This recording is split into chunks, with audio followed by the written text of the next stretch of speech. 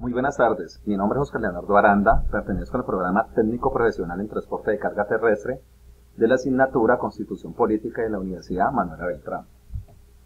De acuerdo al trabajo solicitado por el docente sobre la vulneración de un derecho humano, extiende el trabajo hacia la vulneración de varios derechos en un solo caso, teniendo en cuenta la clasificación de estos en derechos de primera generación o derechos civiles políticos, que son los consagrados en el ordenamiento jurídico interno e internacional, los derechos de segunda generación, o los derechos económicos, sociales y culturales, que son los que buscan el bienestar económico, el acceso al trabajo, la educación, la cultura, el desarrollo de los seres humanos y de los pueblos. Por último tenemos los derechos de tercera generación o derechos de los pueblos, que contemplan asuntos de carácter nacional como derechos a la paz y a un medio ambiente sano.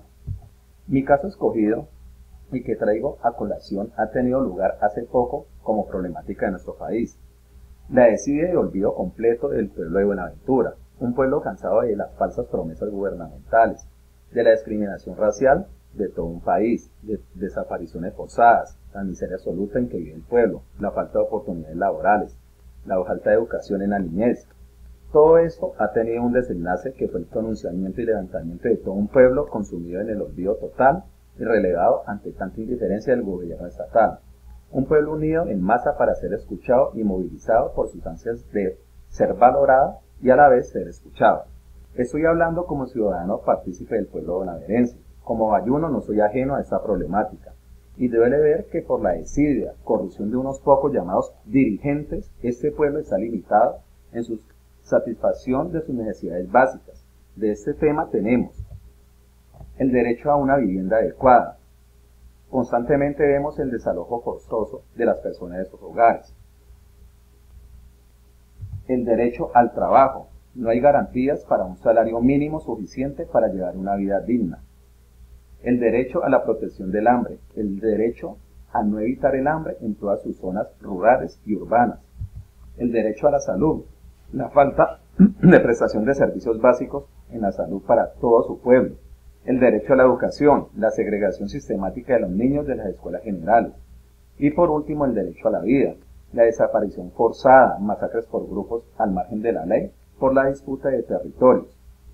Ahora, Buenaventura es considerado uno de los puertos marítimos más importantes de Colombia, ya que mueve el 53% de la carga, tanto en importaciones como exportaciones del país.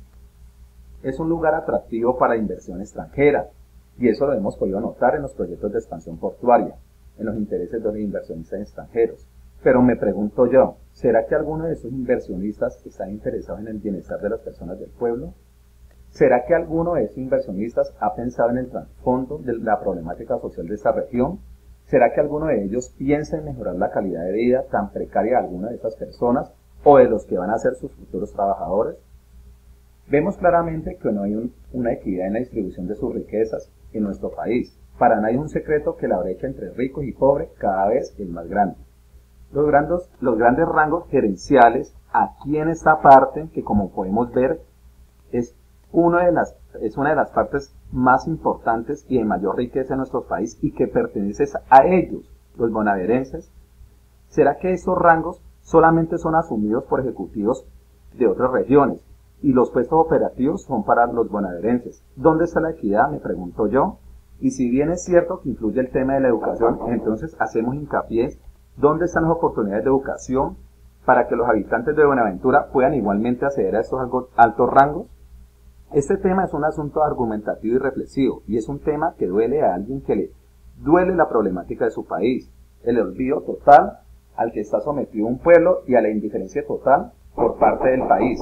Será bueno tomar conciencia de que las soluciones están en nuestras manos, que somos nosotros en parte responsables de esta situación, que somos nosotros quienes escogemos los gobernantes, que somos nosotros quienes no nos relevamos ante situaciones de violación de derechos humanos, que somos nosotros quienes criticamos a los demás, pero no tomamos partido. Somos nosotros quienes tenemos en nuestras manos el poder de decidir qué futuro queremos, dejar de pensar individualmente y más bien pensar colectivamente, resaltar que somos un país, un Estado social de derecho, pero que no sea solo de palabras sino de acciones.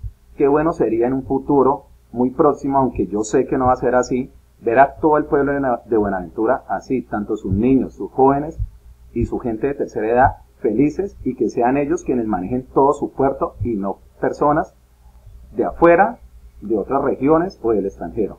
Muchas gracias.